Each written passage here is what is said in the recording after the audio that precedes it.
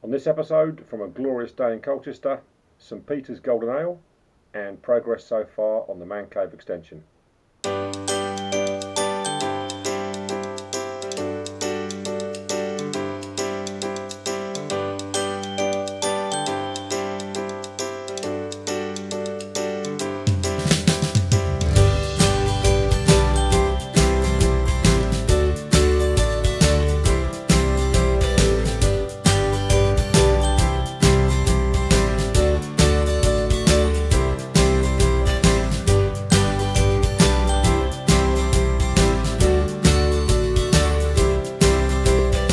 Welcome back to the Man Cave, episode 9 I believe, as advertised, St Peter's Golden Ale, and I've decided, after a friend of mine sarcastically pointed out that how to wire a plug is incredibly boring and you can find a video for that anywhere on YouTube, I've decided, knock that on the head. Work has commenced on the extension for the Man Cave, which is going to be a kind of orangery type conservatory slash greenhouse out the back. Work has begun, so I'm going to show you a quick video of that. And I'm going to do a light ale for a change. The reason behind that is my soon-to-be sister-in-law, Kelly McMillan, how you doing, has requested that I do some light ales, because she's a kind of lager drinker, likes to try ales, but not a fan of stouts, porters, dark beers. So requested that I do a review on a lighter ale, an IPA or something like that. So we've settled on, well I've settled on. So we've settled on St Peter's Golden Ale. Again, another supermarket beer, one you can pick up anywhere, 4.7%, brewed near Bungay in Suffolk, just up the road from us. Now, I say a supermarket ale, I know you can get it in our supermarkets because we're on the Suffolk border. I'm assuming you can get it kind of nationwide. Anyway, traditional malts and English hops create a distinctive golden ale with a delicate, fresh, grainy aftertaste, brewed with skill and patience in one of Britain's finest small breweries. St Peter's Brewery is located in a medieval hall in a remote and beautiful corner of Suffolk. There our beers began their lives deep below the brewery with water drawn from a pure source, as it has been for over 700 years, essential for the full flavour and pure character of all St Peter's beers. Our beautiful flask-shaped oval bottle is a faithful copy of one produced circa 1770 for Thomas Gerard of Gibbstown, just across the Delaware River from Philadelphia. The original is now kept at a St Peter's Hall and is a rare example of an oval 18th century beer bottle. Now, yeah, I showed you that, but if you look to the side, it's kind of medicine bottle like, and I really like every one of their beers. I've had this porters and all sorts of stuff, comes in one of those rather swanky St Peter's Brewery stamped on it. If you can see that, St Peter's Brewery. Yeah, really nice looking bottles. They come to our local food and drink festival once a year, and you can buy like a case of you pick your beers out and buy 12 bottles. I forget what it costs now. Anyway, for you, Kelly, we're going to try this St Peter's Golden Ale.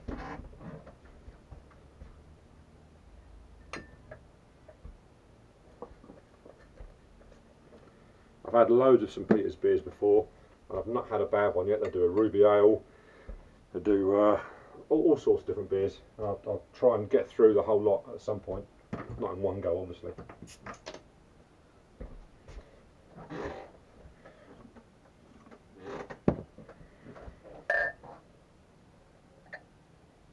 As you can see on the pour, an incredibly light, slightly carbonated.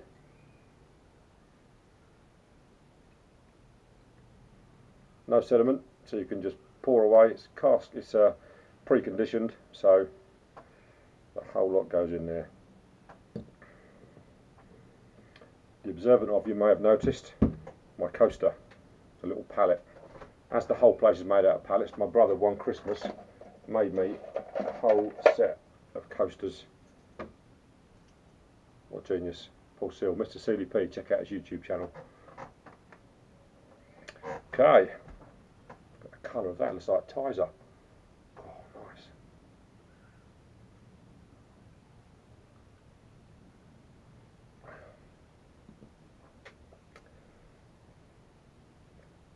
Another really good pint. That's the sort of pint. I like my beers room temperature, but that's the sort of beer you could leave in the fridge for a nice summer's day like this, and that will be absolutely delicious. I mean, it's delicious as it is, but yeah, Kelly, I think you'd really like that. It's got a bit of a bitter aftertaste. I suppose because it's light, almost lagery. But yeah, get yourself some of that, you'll love it. Anywho, I'll sit and drink this while you guys check out the video of progress so far on the extension. Yet to be named, so if you've got any ideas, give me a shout. So, as you can see, the whole base is made from pallets, just like the man cave is, and the back walls and side walls will be mainly pallets with some glass. If you look closely on the floor, you can see it's on slabs that have been levelled and on bricks to give you an air gap underneath to keep the wood from touching the ground and potentially rotting. So exactly the same as the man cave, just a little bit off the ground to get a bit of a draft going through. As you can see, there's a bed frame there. That's my boy's old bed, he's getting a new one, so I'm using some timber from that. There's a post here. A friend of mine has some land with lots of old scrap timber all over the place, so I found that the other day, and this long beam which is exactly the right length. Didn't pay a penny for it. Sadly, this end I couldn't find another square beam, so I had to use two 4x2s glued and screwed together to make the same size timber. The walls, again, as you can see, are made from pallets, offset in the corners to give you more strength, and eventually they'll be braced and made stronger. This is just the test phase, that's why it's clamped here and there to see how it's all going to look and work out where the windows are going to go. So the whole front of the building is going to be almost entirely glass, apart from the door that you probably saw as I was walking from the man cave, which again I got from a skip down the road. Now I'm lucky enough, as I think I pointed out in the video, that a good friend of mine has a load of land which we camp on once a year with our rugby friends. Now, friends of his, all through the year, all through the winter, just dump pallets in the field in a big pile, scrap wood, scrap timber, all ready to get burnt, excuse me, ready for the big fire at the camping weekend. So I just chucked him an email and he said, you are welcome to come help yourself to any pallets before they get burnt and destroyed, and use whatever you need. So that's what I've been doing. Hope you liked it. Give this a bash. Kelly Macmillan, some Peter's Golden Ale. As always, if you have been, thanks for watching.